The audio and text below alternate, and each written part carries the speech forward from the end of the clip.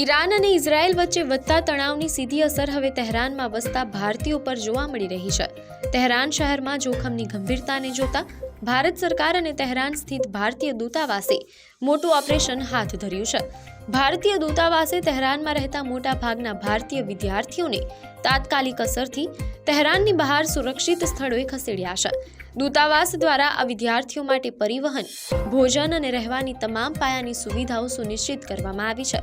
જો કે કેટલાક એવા વિદ્યાર્થીઓ પણ છે જેમણે દૂતાવાસની આ ઓફરનો અસ્વીકાર કર્યો છે અને તેઓ હજુ પણ તહેરાનમાં જ રોકાયા છે।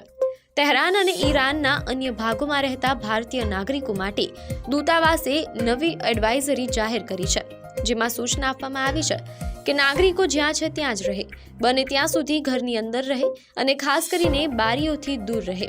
આ ઉપરાંત કોઈ પણ પ્રકારના વિરોધ પ્રદર્શનો કે પ્રદર્શનકારીઓથી દૂર રહેવા અને સાવચેતી રાખવા પણ જણાવવામાં આવ્યું છે। કોઈ પણ ઇમરજન્સીની સ્થિતિમાં મદદ મેળવવા માટે ભારતીય દૂતાવાસે ખાસ મોબાઈલ હેલ્પલાઇન નંબરો પણ જાહેર કર્યા છે। મુશ્કેલીમાં મુકાયેલા ભારતીય નાગરિકો દૂતાવાસના સંપર્કમાં રહી શકે તે માટે ઈમેલ સુવિધા પણ ઉપલબ્ધ કરવામાં આવી છે। ભારત સરકાર આ સમગ્ર સ્થિતિ પર બારીકાઈથી નજર રાખી રહી છે, જેથી દરેક ભારતીયની સુરક્ષા સુનિશ્ચિત કરી શકાય।